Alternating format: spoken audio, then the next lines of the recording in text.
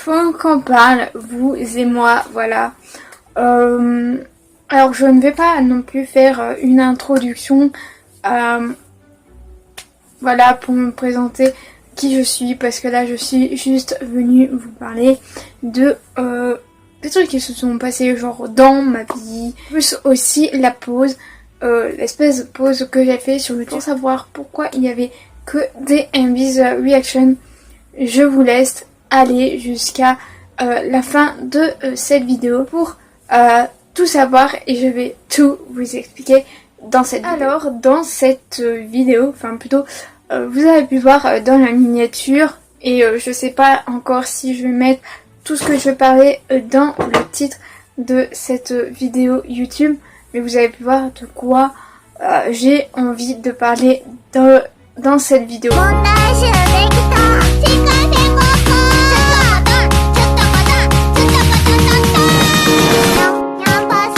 Dans ma famille, faut savoir que genre tout le monde, quand les gens se sont mis en couple à ce moment-là, c'est que dernier, à ce moment-là, il n'y avait pas encore internet, il y avait des téléphones, mais genre il n'y avait pas comme aujourd'hui maintenant, je sais qu'il y a un moment, dans les années 2000, il y a eu MSN, mais après c'est sûr il y a eu les réseaux sociaux comme nous connaissons, genre Instagram, Facebook, Snapchat, et ensuite il y a eu aussi, enfin il y a toujours des applications de rencontres, des sites de rencontres.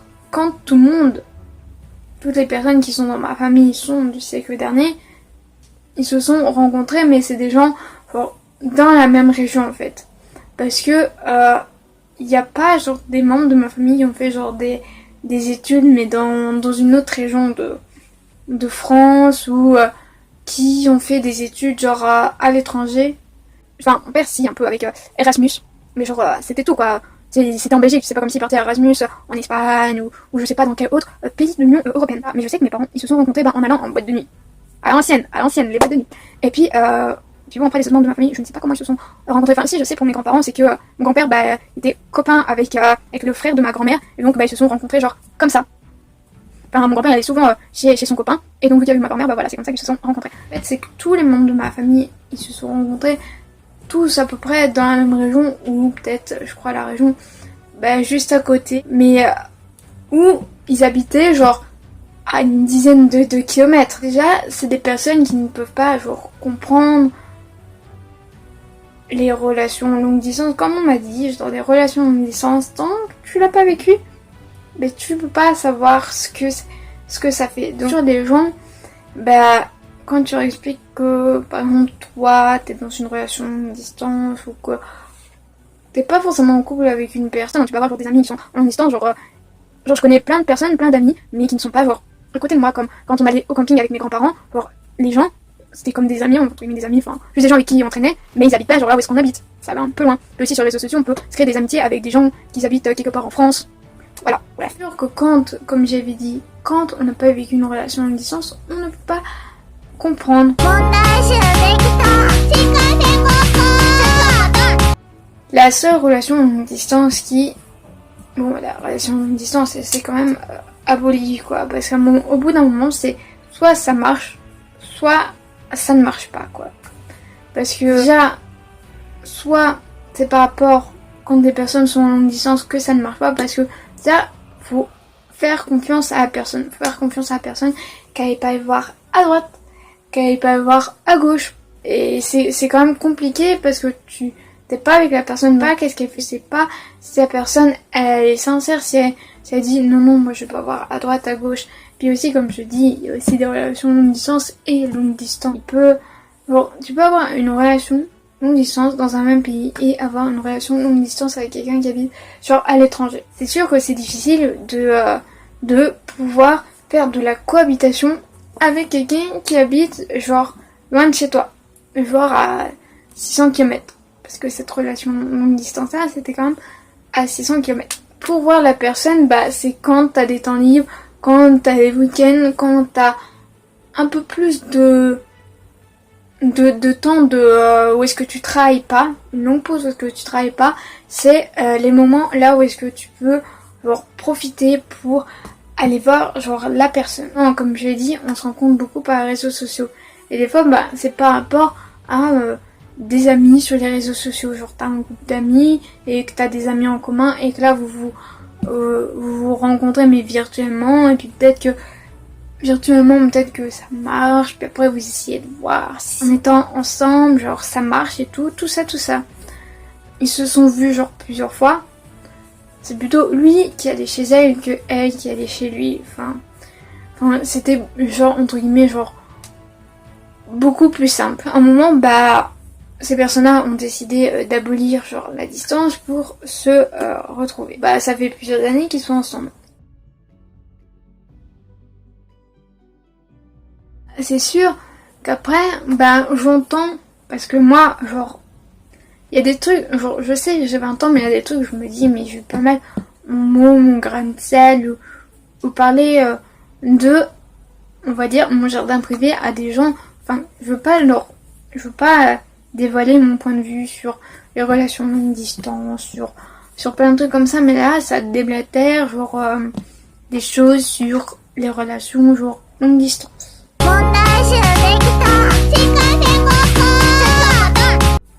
Parce que le point de vue de ma famille par rapport à ça, c'est genre déjà, comment tu peux dire à une personne, je ne voudrais pas déjà un truc, la personne elle veut pas, ou les gens, un groupe de personnes, parce que souvent ça va être votre famille. Après, si vous avez expliqué si vous avez ce genre de discussion avec vos amis, peut-être des amis que eux, voilà, parce qu'il y en a qui sont pour, il y en a qui sont contre, et il y en a qui sont mitigés, mais la plupart du temps, les gens sont contre.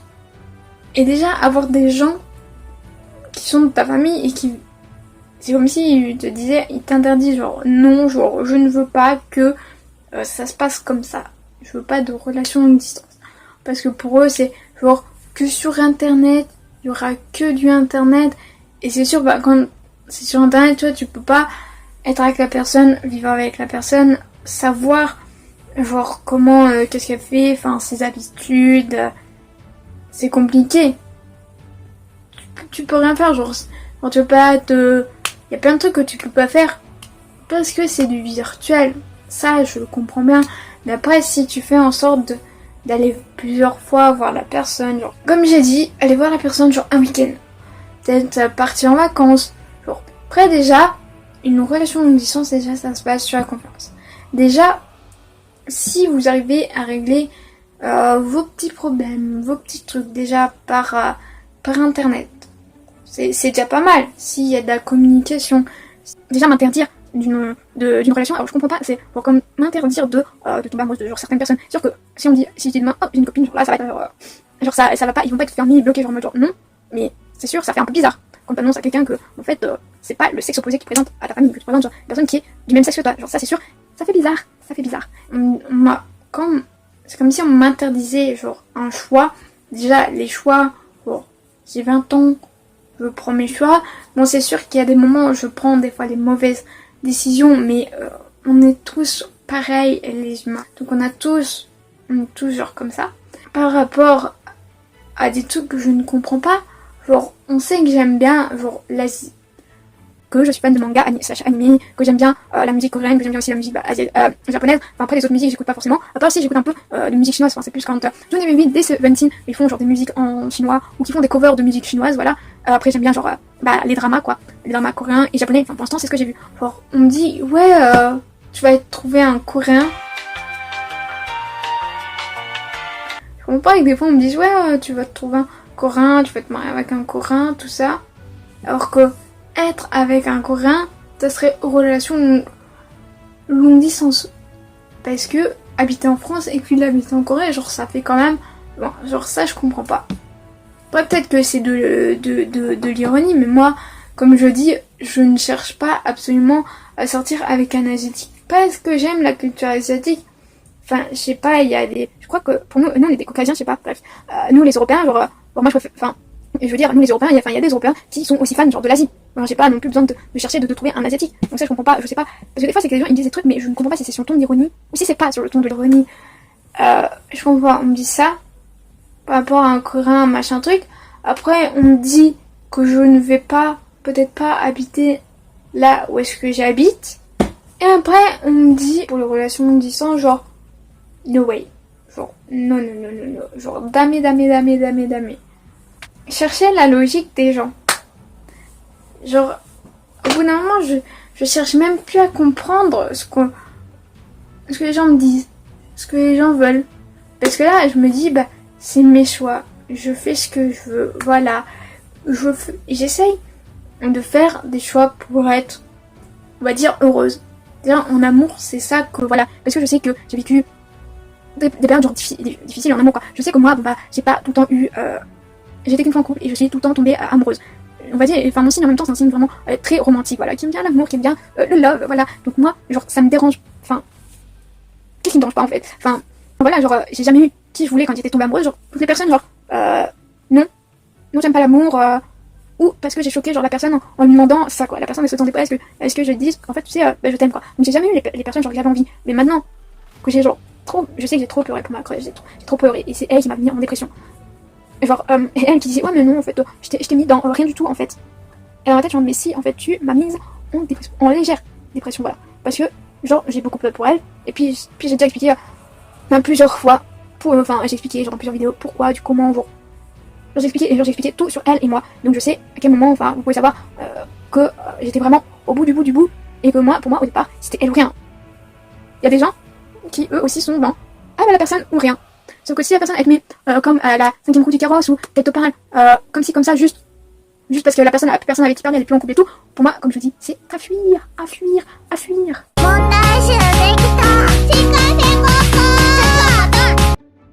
Bon, vous pensez seulement que vous alliez avoir une vidéo genre 2 mois accélérée, sauf qu'en fait, ben non, ça fait 3 fois que je vous refais cette vidéo et j'arrive pas à chaque fois à vous trouver genre les bons mots pour vous parler de mon ressenti sur les relations longue distance. Et n'hésitez pas, vous aussi, à dire votre ressenti sur les relations longue distance, à me les mettre dans les commentaires, même si vous êtes contre ou si vous êtes pour, vous pouvez le mettre aussi. Et j'aimerais un débat genre poli, courtois, enfin s'il y a quelque chose qui me plaît pas, faut juste respecter les choix des gens. Et si, comme j'ai dit, s'il y a des messages qui me plaisent pas, je les supprimerai directement si c'est également insultant, tout ça. On pouvait laisser comprendre au début de la vidéo que oui, j'étais comme la plupart des gens qui jugeaient les relations longue distance sans avoir vécu. Pour moi, bon, c'était impossible, voilà, jusqu'au jour où j'ai rencontré une personne et que là, je me suis dit, genre, clairement, que en fait, oui, je peux accepter ce type de relation. Déjà, même si, comme je l'ai déjà dit plusieurs fois durant les vidéos, c'est pas parce qu'on est en relation longue distance que ça ne peut pas marcher. Ça peut marcher. Il y a des cas où ça ne marche pas, mais ça peut marcher. Autre point aussi, ma famille, genre, vous avez pu entendre, genre, enfin plutôt, j'ai plutôt dit genre leur point de vue. Et là, ben en fait, moi, ça me fait mal au cœur, genre d'entendre ce genre de trucs. Souvent, bah les gens disent des trucs, ils jugent sans même avoir genre vécu genre la situation pour comprendre. Et déjà, on peut pas se mettre dans la tête de quelqu'un qui a déjà eu une relation longue distance. J'en ai marre des réflexions. Voilà. Déjà, interdire à la personne de dire je ne voudrais pas que, déjà, non, genre, arrêtez de dire ça, parce que je fais mes choix, j'ai 20 ans, tout ça. Après, je voudrais remercier genre mon meilleur ami de m'avoir aidé pour vous expliquer tout ça, parce que je ne trouvais pas mes mots, même si je savais que maintenant je suis pour, parce que j'ai genre trouvé quelqu'un et que je sais que si il y a de la confiance des deux parties, ça c'est super cool comme type de relation. Donc je voudrais le remercier de m'avoir aidé à trouver, à vous dire ce que j'en pensais de tout ça, et croire à ce que ça se réalise en fait. Après si ça se réalise pas, ça se réalise pas, mais bon, si ça marche, ça serait prouvé aux gens que oui, oui, ça peut fortement marcher. C'est comme moi quand j'étais en couture, tout le monde pensait que oh là là, j'allais jamais y arriver. Et finalement, bah, j'y suis arrivée. Et je suis genre trop contente parce que si je recroise ce genre de personnes, je peux leur montrer, bah, regardez, j'ai réussi. Voilà. C'était tout ce que j'avais à vous dire. Et de plus, si mon meilleur ami passe pas parce qu'il sait pas que je fais des vidéos, bah voilà, quoi, je suis... C'est moi, voilà. Merci de m'avoir aidé. Et je te remercierai jamais assez aussi de faire partie de ma vie. Donc voilà, c'était tout ce que j'avais à vous dire. Et je vous laisse avec la suite de la vidéo. Non, d'abord on va parler de ma légère dépression, mon hypersensibilité, des pauses émotionnelles. Comme il y a des trucs que je ne dis pas aux gens, voilà. Et il y a des trucs, bah, je me dis genre, comme j'avais une discussion avec quelqu'un, un jour je me suis dit, je veux dire, alors enchantée, je suis éprouvée émotionnelle, hypersensible, et j'ai une légère dépression à cause de ma crush. Genre, elle qui me dit non, j'ai rien fait, c'est pas de ma faute, genre, si. Ce genre de truc, genre, je vais pas dire à la personne, genre, ce que je vous ai dit, genre, juste avant, parce que je sais que si tu dis quelque chose à quelqu'un, et que tu sais pas encore tâter du terrain, si la personne, genre, elle est bien pour toi, parce que la personne, tu tends la main, elle va te prendre tout le bras. Donc, ce genre de truc, c'est que, bah, j'ose pas en parler aux gens, en fait. Parce que je me dis, les gens, mais ils vont réagir comment? Des fois, je me demande, mais ça te fait quoi si je te dis que je suis comme ça? Des fois, je me pose ce genre de questions. Mais je vais pas demander à la personne, genre, comment, genre, elle voit ça. Je sais pas si la personne, ce que je vais dire, elle accepte ou pas. Pour maintenant finir sur mon fameux signe astrologique, c'est que avant, genre, avant d'être vraiment fan d'astrologie, avant c'est que je m'en fichais. Je ne remarquais pas forcément des trucs sur moi. C'est au fur et à mesure du temps qu'il y a des trucs qui se réveillent en moi, qui étaient en sommeil. Par exemple, tout ce qui est lié à l'hypersensibilité, l'éponge émotionnelle. Ça fait juste que quelques années hein, que je vois que je suis comme ça. Bon, éponge émotionnelle, et comme je dis, c'est que j'accumule les émotions négatives. Il y en a qui accumulent les émotions négatives et qu'après eux, c'est franchement la colère. Moi, je vais plutôt pleurer, essayer de m'isoler, essayer de me mettre genre dans mon coin. Après, je suis hyper sensible, mais pas non plus pour tout. Je vais pas regarder genre un film, pleurer devant un film, écouter une musique, pleurer devant une musique. Enfin, je vais pas tout le temps regarder des trucs ou écouter des trucs et pas genre je vais pleurer. Non. Il y a des fois, c'est sûr. Par exemple, les BTS, des fois, ils font certaines musiques, genre je peux pleurer parce que c'est genre émotionnel. Genre les musiques de Jin, à part Moon. Et sinon, les autres musiques c'est que Jin il a fait.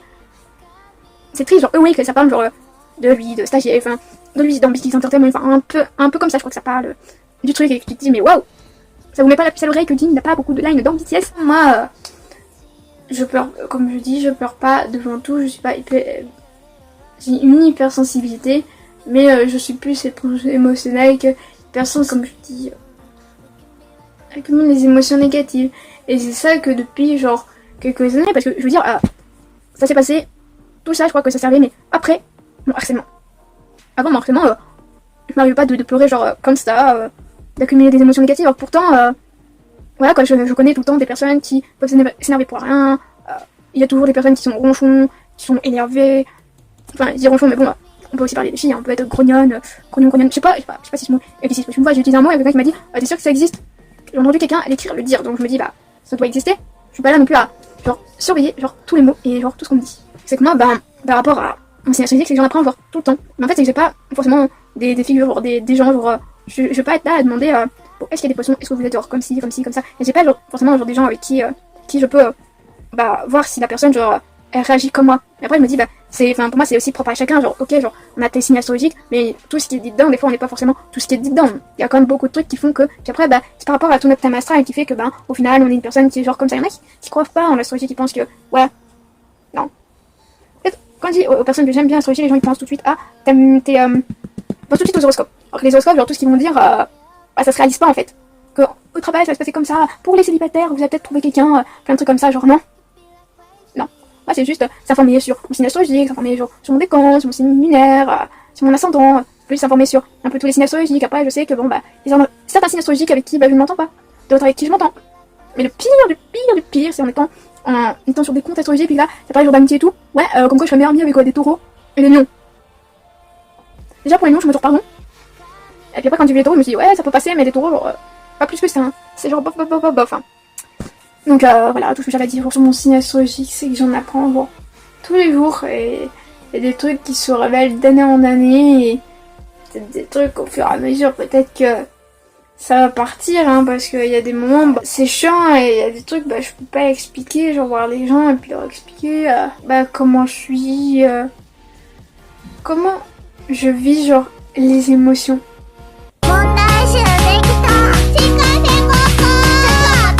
Et maintenant, nous arrivons au truc principal de la vidéo et dites-moi si vous êtes arrivés jusqu'à cette partie-là pour expliquer ma fameuse pause.